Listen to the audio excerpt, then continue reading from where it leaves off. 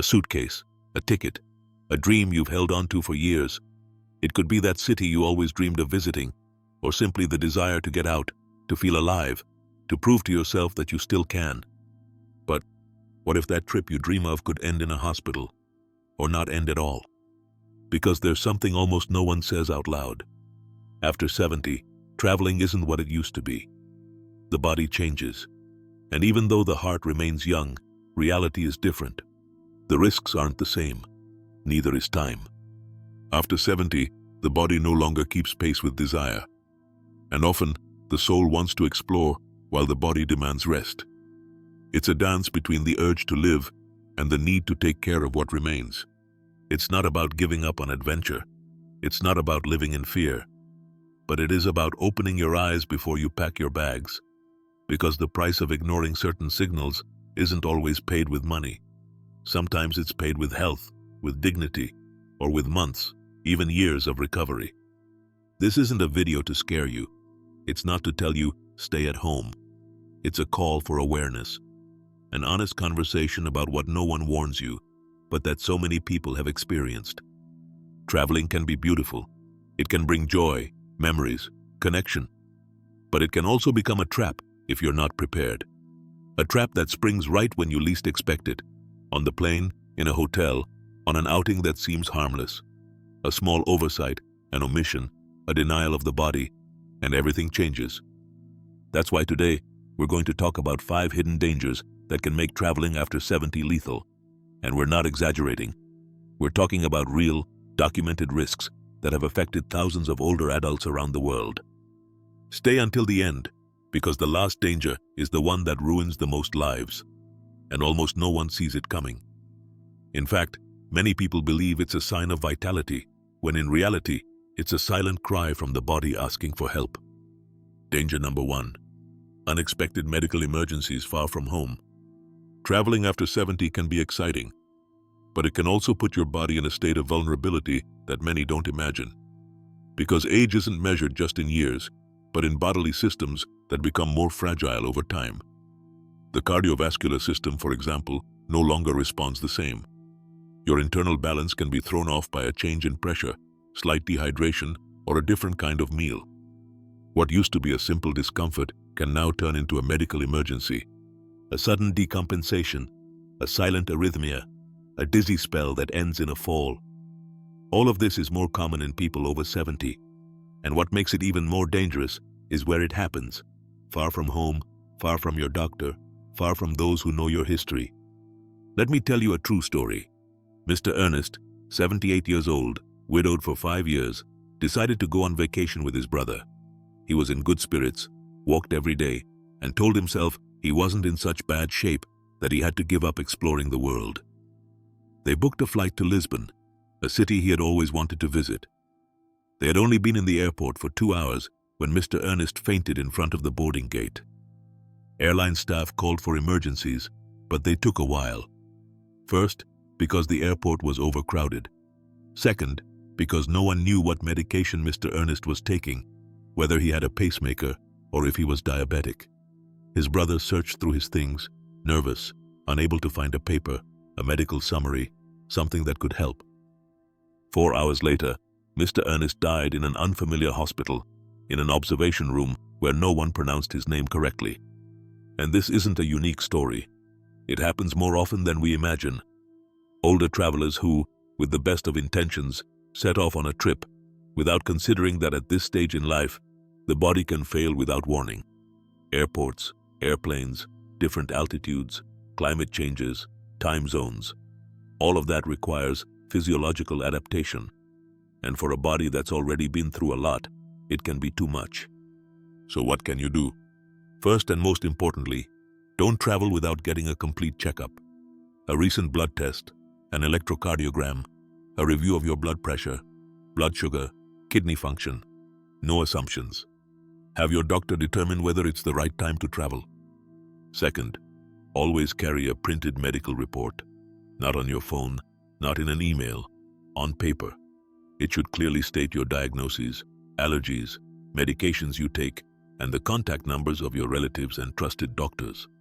In an emergency, That paper can be the difference between life and death. Third, get travel insurance that covers medical care, but not just any policy. Read the fine print. Many policies have ridiculously low limits or do not cover pre-existing conditions. Make sure it includes assistance in your language, repatriation in case of emergency, and coverage in quality hospitals. Fourth, if you're on chronic medication, bring extra doses, at least for an additional week, and bring each box with its name and original information leaflet. Don't assume you'll be able to find something similar in another country. Traveling doesn't have to be a risk, but it will be if you don't prepare for it. Because the real problem isn't getting sick, it's getting sick far from home, without support, without information, without resources. And at 70, 80 or more, that risk isn't minor. It's real, it's urgent, and it's preventable. Danger number 2, infections, viruses, and bacteria outside your usual environment. There's a silent enemy that tags along every trip, and we rarely see it until it's too late. Viruses and bacteria. And when you're over 70, that enemy can be much more dangerous than you think. Over the years, the immune system becomes slower, more sluggish. Defenses that used to respond quickly now hesitate, take longer, sometimes fail. This means that a simple cold can turn into pneumonia, a bacterium in poorly refrigerated food can cause severe poisoning, or an unknown virus can trigger an imbalance that's hard to reverse. The places where these infections spread most are, interestingly, those we frequent the most on trips: airports, airplanes, stations, trains, tour buses, and especially cruise ships. Closed environments with shared ventilation systems, where hundreds or thousands of people breathe the same air, touch the same handrails, use the same bathrooms, eat at the same buffets. And it only takes one infected person for the contagion to spread like an invisible chain. Teresa, for example, was 74 years old. She was lively, cheerful, and had decided to spend a week at the beach with her sisters. The trip was wonderful, the hotel comfortable, and the food delicious. But on the flight back, she noticed the passenger next to her had a constant cough. She thought it was nothing, maybe just a cold. 2 days later, Teresa started with a dry cough, then a fever, then difficulty breathing. In a week, she was hospitalized. In 2, she was in intensive care, on oxygen. The pneumonia set in so quickly that there was hardly any time to react. Teresa survived, but she was never the same. Her lung capacity diminished, her energy dropped. The trip that was supposed to renew her spirit left her with a lasting aftermath. Does that sound extreme? Maybe, but it's more common than we think. Because when we leave our usual environment, we also expose ourselves to microorganisms our bodies don't recognize and therefore don't know how to fight. Even bacteria that might be harmless to a younger person can cause severe, prolonged, hard-to-treat infections in an older adult. And if we add conditions like diabetes, hypertension, or kidney failure, common in many older adults, the risk is even higher. So what can you do? First, active protection. Wear a mask in closed and crowded spaces, especially on airplanes, trains, or waiting rooms. It's not an overreaction, it's prevention. Second, extreme hand hygiene. Wash them frequently with soap and water or use hand sanitizer. Before eating, after touching public surfaces, when entering or leaving transportation. Third, be careful with food. Avoid buffets where food remains exposed for hours. Don't eat where you're unsure about hygiene. Be especially cautious with raw foods, seafood, salads, and dairy products. Fourth, stay well hydrated. Water is a powerful shield. Keeping hydrated helps the body eliminate toxins, regulate temperature, and strengthen defenses. If the destination's climate is very different, hotter, drier, or more humid, this effort must be even greater. And finally, ask your doctor about recommended vaccines before traveling, even those not in the usual schedule. A timely dose can save a life. It's not about living in fear. It's about understanding that after 70, health isn't something you take for granted. It's something you protect with awareness. You look after it in every decision, every meal, every gesture. Because no one wants a trip to end in a hospital room, and much less to not end at all. Let's continue. Because what's coming next isn't transmitted by a virus, but by fatigue. The kind that doesn't show on your face, but that your body screams about on the inside. Let's move on to danger number 3. Danger number 3, prolonged fatigue and sleep disorders. There's a truth few want to accept after 70. The body no longer recovers the same way. And traveling, no matter how exciting, is a demanding activity. Even for a young and healthy person, changes in environment, routine, climate, and schedule can take a toll. But for an older adult, that toll can come with interest. Fatigue in old age isn't just tiredness. It's a system shutdown, a sign that your body is using more energy than it can replenish. And the most dangerous part is that fatigue isn't solved with a nap, not even by sleeping a full night. Sometimes, not even a week is enough to feel well again. Ms. Louise was 79. She dreamed of seeing the Riviera Maya, gazing at the turquoise sea and walking through the Mayan ruins at sunrise. Her children gave her the trip as a surprise. 8 days at an all-inclusive hotel. Everything seemed perfect. But from the second day on, Louise began to feel strange. No energy, dizzy, sleepy at all hours. Must be the heat, she said at first. Then she blamed the long flight, then the food. The truth is, she spent 5 of the 8 days sleeping in the hotel room. She barely went to the beach. She didn't want to go on any excursions. And when she returned home, she didn't remember the trip as a wonderful experience, but as a constant sense of exhaustion. What nobody explained to her was that her body, used to a calm, stable routine, wasn't prepared for so many changes at once. A different country, a different climate, a different time zone, a different kind of food, a different bed, a whole new pace. Her nervous system went on high alert, and as a defense mechanism, it simply shut down.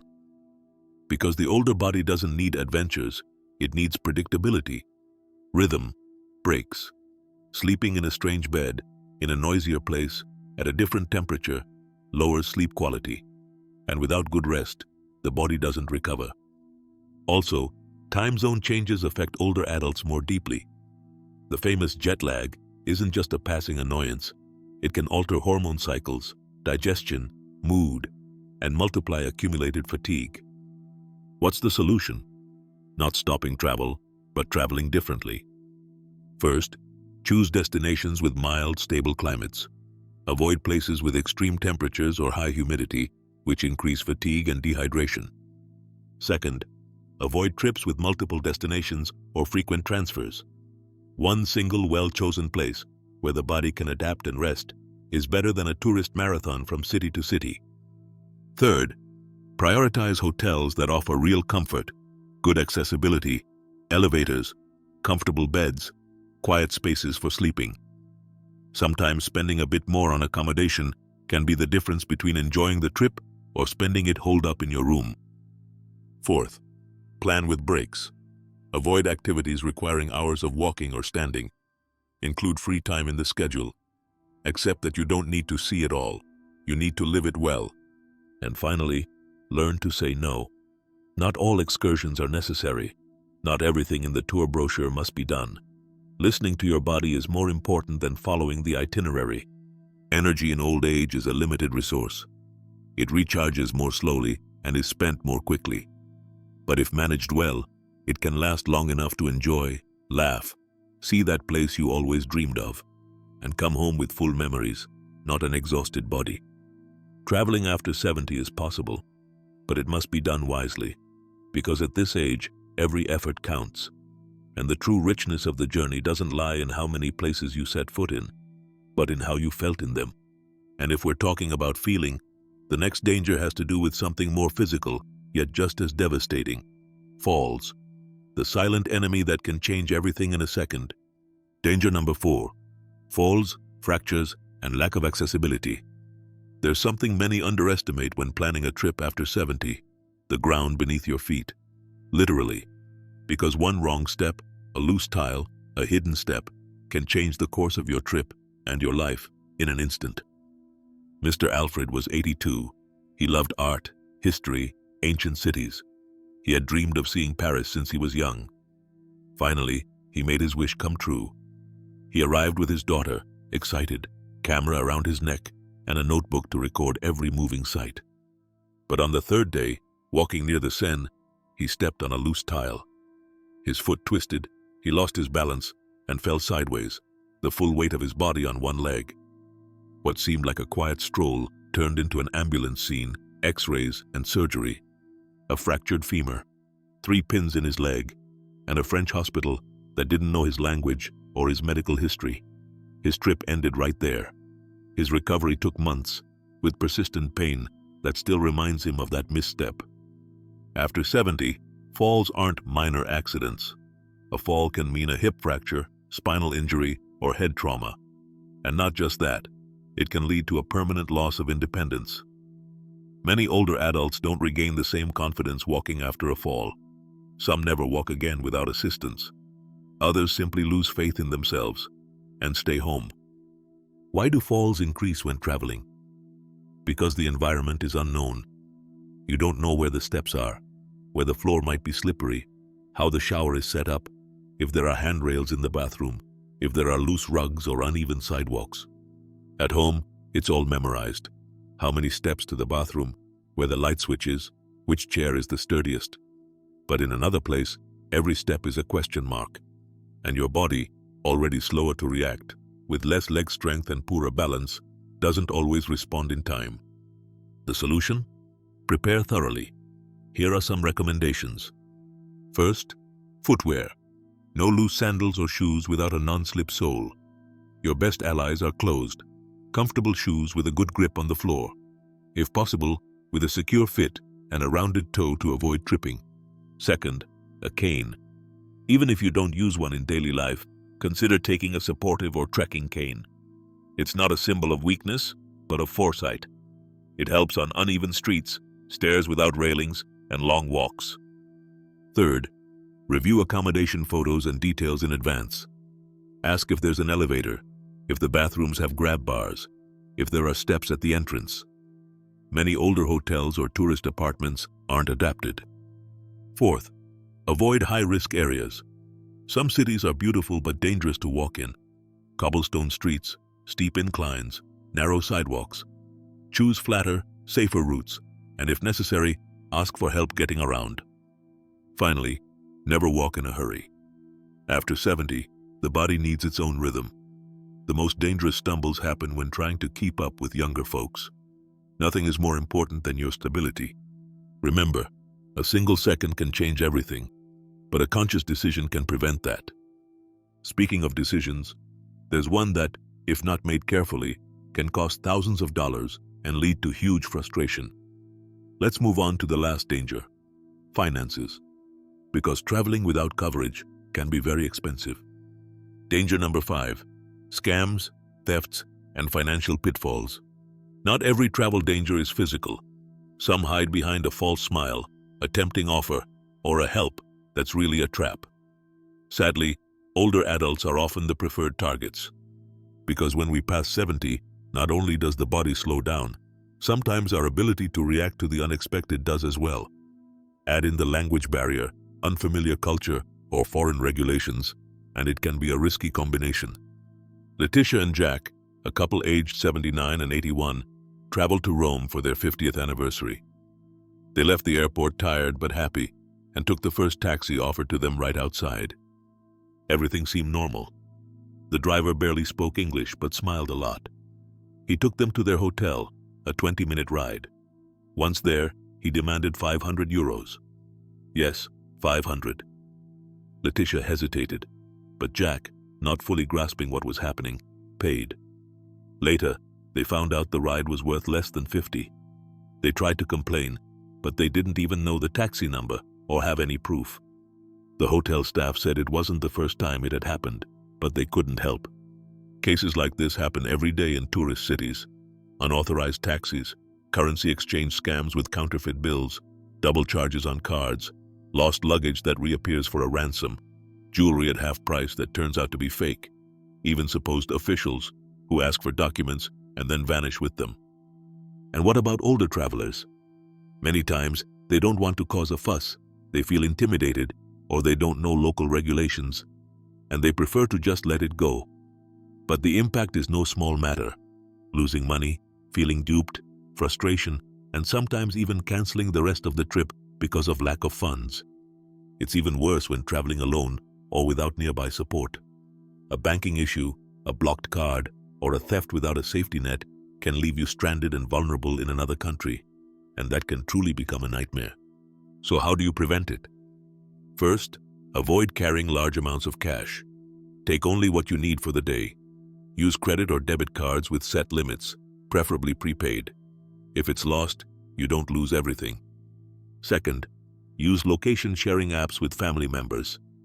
Nowadays, apps like WhatsApp, Google Maps, or Life 360 let someone you trust know where you are at all times. Third, book tours or services through reputable agencies. Don't trust on-the-spot offers on the street or recommendations you can't verify. Fourth, never share banking or personal details with strangers, no matter how nice they seem. And never hand over your original documents except in official, safe places.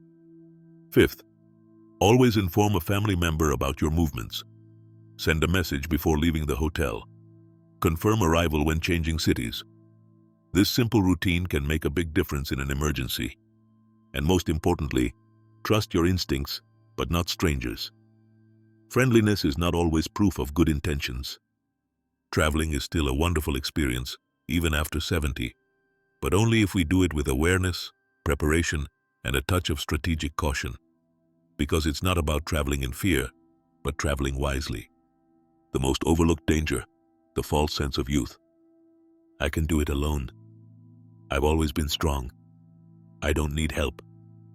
How many times have we heard these phrases from our parents, grandparents, or even from ourselves once we reach a certain age? There's a very silent trap in the pride of someone who's always been independent, not knowing when they no longer are. The body ages, but pride doesn't always notice. This is perhaps the most overlooked danger when traveling after 70. Believing you can still do everything as before, ignoring the body's signals, denying your limits, and refusing to ask for help for fear of appearing weak or a burden. But life after a certain age isn't about giving up. It's about adapting. I remember the case of Marianne, a 75-year-old woman. She traveled with friends on a Caribbean cruise. She firmly said, "Don't treat me like an old lady." She refused to wear a hat, avoided taking breaks, and sunbathed for hours without drinking water because she had always done it that way. Until one day, she simply didn't get up from the lounge chair. She had suffered a severe heat stroke, ended up unconscious, and spent 3 days in a coma. She survived, but returned home in a wheelchair, with her health noticeably worsened. It wasn't her age that betrayed her. It was her pride. Because real courage at a certain age isn't in acting as if nothing has changed, but in having the wisdom to recognize that it has, and to care for yourself with the same determination you once cared for others. Accepting help isn't giving up. Asking for an arm to lean on isn't losing dignity. Using a cane, taking breaks, avoiding stairs, doesn't make you any less brave. On the contrary, it makes you responsible, aware, and deserving of fully enjoying this stage of life. Because the issue isn't that your body no longer responds the same. The issue is when you don't listen to its calls. So if you're going to travel after 70, do it. But do it without the blindfold of pride, with a suitcase full of awareness, caution, and humility. Because traveling can be a wonderful gift. It's just that now, the best way to go far is knowing when to take it slower. Traveling isn't the problem. Traveling without awareness is. Traveling isn't the problem. The problem is traveling without awareness. After 70, the landscapes remain beautiful. The destinations still spark dreams, the desire to learn, to live, to keep feeling that the world still belongs to us. And it's true. It can still be that way. You can continue traveling, dreaming, breaking routine. But it's also true that it's not the same as at 30 or even 50. The body changes, and it speaks to us. It warns us when something's not right, sometimes gently, dizziness, fatigue, a lapse of memory. Other times with a scream that comes too late, a collapse, a fall, an emergency. Traveling without listening to these warnings isn't bravery, it's unnecessary risk. But when you travel with caution, with planning, with respect for your own limits, then the journey can still be wonderful. Maybe now you choose calmer routes, accommodations with better accessibility, days with more breaks and less rush. Maybe now you put health before thrill, and that's okay, because traveling with awareness doesn't take away the magic of the journey, it gives it purpose. Traveling at 70 isn't like traveling at 30, but it's still possible. And it can be even wiser, deeper, more beautiful, if you do it with your head and your heart in the right place. Don't stop dreaming, but don't ignore what your body is telling you either. Listen to it, take care of it, love it, because it's your real home, wherever you go. Now I invite you to share your experience. Have you ever had a scare during a trip? Do you know someone who faced a difficult situation far from home? Write about it in the comments. Your story may help many others. And if this video has made you think, share it. Maybe someone you know needs to hear it before packing their bags. Subscribe for more content that not only informs, but also accompanies you with respect, truth, and without taboos. Thank you for being here. And if you decide to travel, let it be with love, with calm, and with your feet firmly on the ground. See you in the next video.